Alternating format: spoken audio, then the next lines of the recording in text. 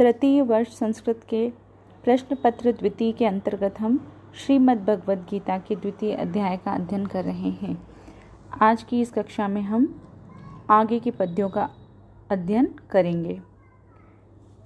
हम देखते हैं कि भगवान श्री कृष्ण अर्जुन को उपदेश दे रहे हैं। भगवान श्री कृष्ण अर्जुन से उपदेश क्रम में कहते हैं कि त्रिगुण्य विषया वेदा निस्त्रिगुण्यो भव अर्जुन निर्द्वंदो नित्य सत्वस्थो निर्योग क्षेमे आत्मवान। अर्जुन अर्थात हे अर्जुन, वेद त्रिगुण्य विषया सत्व रजस तमस तीनों गुणों के कार्य रूप संसार का प्रतिपादन करने वाले हैं, किंतु तुम इन तीन गुणों के विषयों से रहित निस्त्रिगुण्य अर्थात तीन गुणों के विषयों से रहित निर्द्वंद्व सुख दुख आदि द्वंद्वों से रहित नित्य सत्वस्थः नित्य परमात्म तत्व में स्थित च और निर्योग क्षेमः योग क्षेम को न चाहने वाले आत्मवान भव आत्मपरायण बनो। अर्थात हे अर्जुन, वेद सत्व रज तमस तीनों गुणों के कार्य रूप संसार का प्रतिपादन करने वाले हैं, किंतु तुम इन तीनों गुणों के विषयों से रहित सुख दुख आदि द्वंद्वों से रहित नित्य परमात्म तत्व में स्थित एवं योग क्षेम को न चाहने वाले आत्मपरायण बनो। श्री कृष्ण अर्जुन को उपदेश देते हुए कहते हैं कि हे अर्जुन, ऋग्वेद यजुर्वेद सामवेद अथर्ववेद ये चारों वेद सत्व रजस तमस इन तीनों गुणों से निर्मित अर्थात कार्य रूप संसार में स्थित सभी भोगों एवं ऐश्वर्यों और उनकी प्राप्ति के अश्वमेधादि उपायों का प्रतिपादन करने वाले हैं। अतः ये तुम्हारे द्वारा त्याज्य हैं। उनके वचनों का तुम्हें अनुकरण नहीं करना चाहिए। तुम्हें सांसारिक भोगों की प्राप्ति के लिए अपने जीवन को नहीं गंवाना चाहिए। तुम्हें तो सत्व रजस तमस इन गुणत्रय के कार्य रूप इस लोक एवं परलोक के भोगों तथा उनकी प्राप्ति के साधनों में आसक्ति और फल की आशंका से पूर्णतया रहित होना चाहिए। तुम्हें सुख दुख शोक हर्ष लाभ हानि जय पराजय मान अपमान आदि द्वंद्वों के ऊपर उठकर संभाव में स्थित होना चाहिए। साथ ही सत्य चित्त एवं आनंद स्वरूप वाले परम तत्व नित्य एवं सर्वोच्च सत्ता परम पिता परमात्मा में ही स्थिर भाव से निरंतर चिंतन करने वाला तुम्हें बनना चाहिए और अपने मन बुद्धि तथा संपूर्ण इंद्रियों को वश में करके अप्राप्त वस्तु की प्राप्ति के लिए व्याकुलता से रहित तथा प्राप्त वस्तु की रक्षा के लिए चिंता रहित होके आत्मनिष्ठ होना चाहिए। आगे भगवान श्री कृष्ण अर्जुन से कहते हैं, यावान अर्थे उत्पाने सर्वतः समुत्ओदके तावान सर्वेषु वेदेषु ब्राह्मणस्य विजानतः। सर्वतः अर्थात सब ओर से, संपुतोदके भरे हुए जलाशय पर, उदपाने यावान छोटे जलाशय में जितना प्रयोजन रहता है उसी प्रकार अर्थ विजानतः ब्रह्म को अच्छी प्रकार से जानने वाला ब्राह्मणस्य सर्वेषु वेदेषु तावान ब्रह्मवेता का भी सब वेदों में उतना ही प्रयोजन रह जाता है। यहाँ भगवान श्री कृष्ण अर्जुन से कह रहे हैं कि सब ओर से भली प्रकार भरे हुए जलाशय के मिलने पर छोटे जलाशय में जितना प्रयोजन रहता है उसी प्रकार ब्रह्म को अच्छी प्रकार जान लेने वाले ब्रह्मज्ञाता का भी सब वेदों में उतना ही प्रयोजन रह जाता है। भावार्थ यह है कि निष्काम कर्म योग द्वारा निश्चयात्मिका बुद्धि से ब्रह्म की उपासना करने वाले व्यक्ति की स्थिति इस प्रकार की होती है कि जिस प्रकार सब ओर से जल द्वारा भरे हुए अथाह जल राशि वाले जलाशय को प्राप्त करने पर व्यक्ति के लिए छोटी बावड़ी अथवा कुएं आदि से जितना ही प्रयोजन रह जाता है, उसी प्रकार ब्रह्म के ज्ञाता ब्राह्मण का वेदों से उतना ही प्रयोजन रह जाता है। अर्थात जिस प्रकार जल राशि वाले तालाब को प्राप्त करने के बाद छिछले जल वाले छोटे जलाशय की कोई आवश्यकता नहीं रहती, वह अनावश्यक प्रतीत होता है। ठीक उसी प्रकार ब्रह्म ज्ञान को प्राप्त होने पर वेदों में प्रतिपादित कर्मकांड के ज्ञान की कोई आवश्यकता नहीं रहती, वह निरर्थक रहता है। यहाँ ब्रह्म ज्ञान की उपमा विशाल जलाशय से तथा वैदिक ज्ञान की उपमा छोटे जलाशय से की गई है। आगे श्रीमद् भगवद गीता का एक अति महत्वपूर्ण श्लोक है, वह इस प्रकार है। श्री कृष्ण अर्जुन से कहते हैं, कर्मण्येवाधिकारस्ते मा फलेषु कदाचन मा कर्मफल हेतुर्भूर्मो ते संगो असत् कर्मणि। ते कर्मणि, हे अर्जुन, ते तुम्हारा, कर्मणि कर्म करने में, एव ही अधिकार है, फलेषु मां कदाचन फलों में कभी नहीं, अतः इसलिए तुम मां कर्म फल हेतुर्भूमा कर्म फल के हेतु मत बनो, अकर्मणि कर्म न करने में भी, ते तुम्हारी, संग मास्तु आसक्ति नहीं हो। यह एक अति महत्वपूर्ण पद्य है जिसका आप ध्यानपूर्वक श्रवण करें कि श्री कृष्ण अर्जुन से कहते हैं, हे अर्जुन, तुम्हारा कर्म में ही अधिकार है, फलों की प्राप्ति में तुम्हारा कभी नहीं है, इसलिए तुम कर्म फल के हेतु मत बनो, कर्म न करने में भी तुम्हारी आसक्ति नहीं हो। अर्थात अर्जुन को युद्ध रूप कर्म करने के लिए प्रेरित करते हुए भगवान श्री कृष्ण यहाँ कहते हैं कि हे अर्जुन, तुम्हारा केवल कर्म करने का अधिकार है, उस कर्म से क्या फल मिलेगा इस विषय में सोचना तुम्हारे लिए धर्म नहीं है।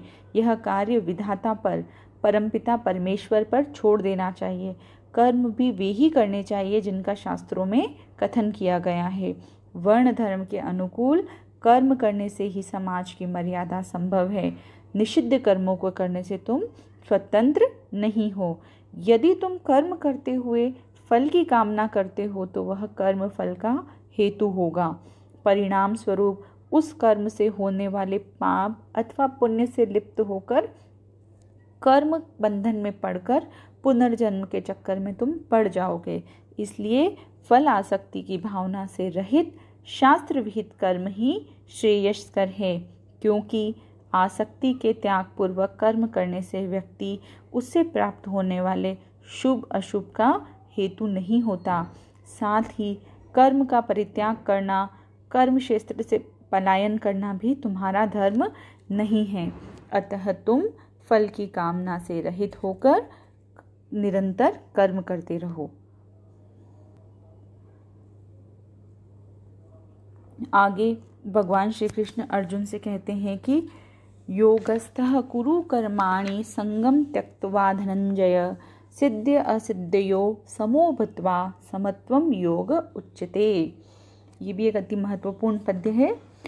हे धनंजय अर्थात हे अर्जुन, इत्यर्थम इसलिए संयम त्यक्त्वा आसक्ति का परित्याग करके सिद्धय असिद्धयो समः भूत्वा सफलता एवं असफलता में समान होकर योगस्थ कर्माणि कुरु योग में स्थित होते हुए कर्मों को करो। यतो ही क्योंकि समत्वम योगः उच्यते, संभाव ही योग कहा जाता है।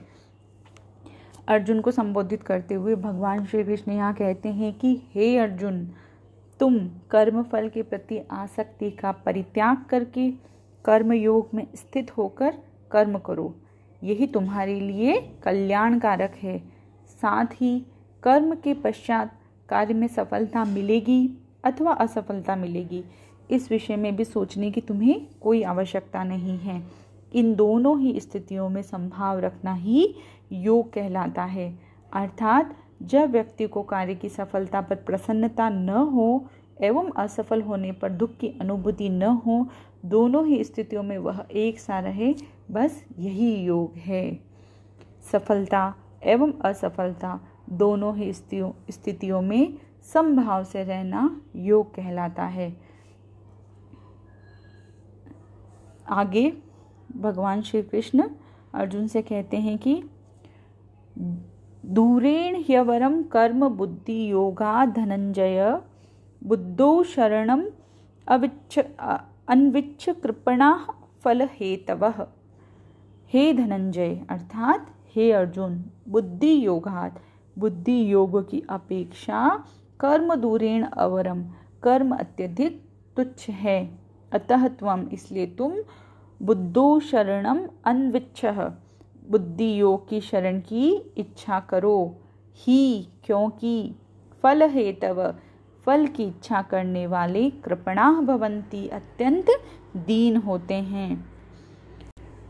भगवान श्री कृष्ण सकाम भाव से कर्म करने की निंदा तथा निष्काम भाव से कर्म करने की प्रशंसा करते हुए कहते हैं कि हे अर्जुन, निष्काम कर्म अथवा समत्व युक्त बुद्धि योग द्वारा किए गए कर्म की अपेक्षा कामना के साथ किया गया सकाम कर्म अत्यधिक निकृष्ट होता है, अतः वह त्याज्य है। अज्ञानी लोग ही इसका आचरण करते हैं, ज्ञानी नहीं। इसलिए हे धनंजय, तुम अपने जीवन में समत्व बुद्धि योग का आश्रय ग्रहण करो, अर्थात उसी का आचरण करो। फल की इच्छा को लेकर कर्म करने वाले व्यक्ति वास्तव में अत्यंत दीनहीन होते हैं। अतः तुम दीन एवं दया का पात्र न बनते हुए कर्म फल की आसक्ति से रहित होकर शास्त्र विहित कर्मों का करने वाला बनो। तुम समाज में प्रशंसनीय स्थान प्राप्त कर सकोगे, साथ ही परलोक में तुम मोक्ष की गामी भी बनोगे। यहाँ समत्व बुद्धि योग तथा निष्काम कर्म योग की अपेक्षा सकाम कर्म योग को तुच्छ बताया गया है। कर्म फल की कामना से कर्म करने वाले को दीन बतलाया गया है।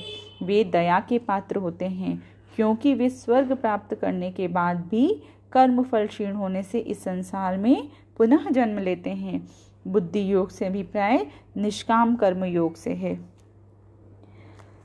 आगे भगवान श्री कृष्ण अर्जुन से पुनः कहते हैं कि बुद्धि युक्तो जहातीह उभे सुकृत दुष्कृते तस्माद् योगाय युजस्व योगः कर्मसु कौशलम। यह भी एक महत्वपूर्ण पद्य है।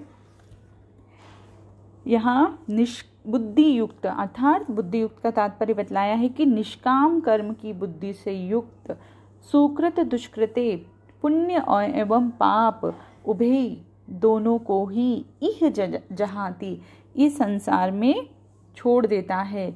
तस्मात् योगाय युजस्वः तस्मात् अर्थात इसलिए तुम योगाय समत्व बुद्धि वाले योग में युज्यस्व लग जाओ। ही क्योंकि कर्मों में कर्मसु अर्थात कर्मों में कुशलता ही योग है। अर्जुन के लिए निष्काम कर्म बुद्धि का उपदेश देते हुए भगवान श्री कृष्ण यहाँ कहते हैं कि हे अर्जुन, इस संसार में व्यक्ति इच्छापूर्वक अथवा अनिच्छा से कर्म अवश्य करता ही है। इसके बिना वह क्षण भर भी नहीं रह सकता, किंतु उसका प्रत्येक कर्म किसी न किसी कामना या उद्देश्य को लेकर होता है। अर्थात कर्म फल की कामना से ही मनुष्य कोई भी कार्य करता है। यही कामना उसे कर्म बंधन में बांध देती है, जिसके कारण वह उस कर्म से प्राप्त होने वाले पाप अथवा पुण्य का अधिकारी हो जाता है। इसके विपरीत यदि ये सभी कार्य निष्काम भाव से किए जाएं, समत्व बुद्धि से किए जाएं, तो यह निष्काम कर्मयोगी कर्मों से प्राप्त होने वाले पाप एवं पुण्य से लिप्त नहीं होता, वह इनका इसी लोक में परित्याग कर देता है। इस प्रकार उपदेश देने के अनंतर भगवान श्री कृष्ण कहते हैं कि हे अर्जुन, इसलिए तुम समत्व रूप कर्मयोग का आचरण करो। इस भावना से कर्म करने पर तुम्हें इस धर्म युद्ध रूप कर्म को करने से प्राप्त होने वाले पाप अथवा पुण्य की प्राप्ति नहीं होगी, जो वस्तुतः तुम्हारे लिए परम श्रेयस्कर होगा। समत्व बुद्धि योग के द्वारा कार्यों को करने वाला व्यक्ति ही कार्य कुशलता को प्राप्त करता है, क्योंकि सफलता असफलता पाप पुण्य आदि के डर के कारण हम कार्यों को पूर्णतया कुशलतापूर्वक नहीं कर पाते हैं। आगे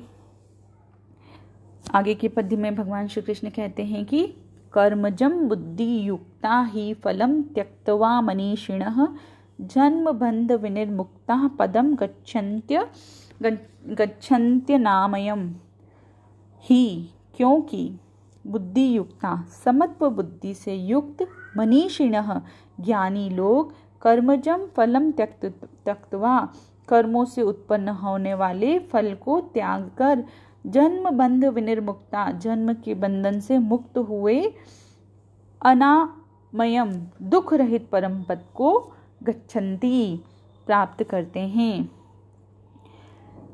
निष्काम कर्म योग के महत्व का प्रतिपादन करते हुए भगवान श्री कृष्ण यहाँ अर्जुन से कह रहे हैं कि जो निष्काम कर्म करने वाले हैं वे समत्व बुद्धि से युक्त विद्वान लोग कर्मों को करने से प्राप्त होने वाले कर्म के फल अर्थात पाप या पुण्य के साथ लिप्त न होने के कारण उनके फल से पूर्णतया मुक्त रहते हुए पूर्व में किए गए फलासक्ति युक्त कर्मों के फलों का भोग करके जन्म रूप बंधन से मुक्त हो जाते हैं, क्योंकि कर्म करने के परिणाम स्वरूप होने वाला कर्म फल ही वस्तुतः जन्म बंधन का कारण है, जिससे समत्व बुद्धि युक्ति वे विद्वान लोग पूर्णतया मुक्त रहने के कारण पुनः इस संसार में जन्म नहीं लेते, अपितु परमपिता परमात्मा के उस निर्विकार पद मोक्ष को प्राप्त कर लेते हैं।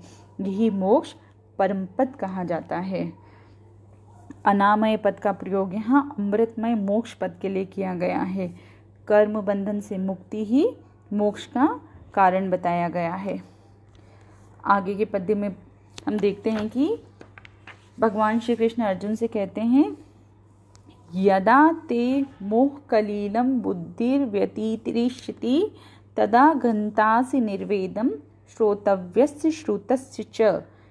हे अर्जुन, यदा ते बुद्धि जब तेरी बुद्धि मोह कलीलम मोह रूपी दलदल से व्यतिरिष्यति दलदल को पूर्ण रूप से पार कर लेगी, अर्थात हे अर्जुन जब तेरी बुद्धि मोह रूपी दलदल को पार कर लेगी तदा तब श्रोतव्यस्य सुनने योग्य तथा श्रुतस्य सुने हुए भोगों के प्रति निर्वेदम गंतासी वैराग्य भाव को तुम प्राप्त हो जाओगे। अर्थात हे अर्जुन, जिस समय तुम्हारी बुद्धि स्वबंधु बांधवों के प्रति अज्ञान के कारण उत्पन्न होने वाले मोह माया रूपी दलदल से पूर्णतया बाहर निकल जाएगी, अर्थात तुझे ज्ञान के कारण इस संसार की वस्तुओं में व्यक्तियों से लगाव नहीं रहेगा, उस समय तुम इस मोह माया के जाल से मुक्त होकर तुम जितने भी सांसारिक भोगों के विषय में तुमने सुना है तथा निकट भविष्य में जितने भी भोगों के विषय में सुनोगे, इन ऐहिक एवं आमुष्मिक भोगों से पूर्णतया वैराग्य भाव को तुम प्राप्त हो जाओगे। उन्हें पाने की अथवा भोगने की तुम्हें लेश मात्र भी इच्छा नहीं होगी। बस इसी समय तुम्हारे लिए परम पद की प्राप्ति का मार्ग प्रशस्त हो जाएगा। वस्तुतः सांसारिक मोह माया की उपमा यहाँ दलदल से की गई है। जिस प्रकार दलदल में फंसा हुआ व्यक्ति उससे बाहर निकलने का जितना प्रयास करता है उतना ही उसमें अधिक गहरा धंसता चला जाता है, वैसे ही सांसारिक भोगों को भी मनुष्य जितना अधिक भोगता है उन्हें उतना अधिक भोगने की इच्छा उसमें उत्पन्न हो जाती है। जिस प्रकार दलदल में फंसे व्यक्ति दयनीय स्थिति वाला होता है, उसी प्रकार सांसारिक मोहमाया में फंसा व्यक्ति भी दया का पात्र होता है। आगे की कक्षा में हम आगे के पद्यों का अध्ययन करेंगे।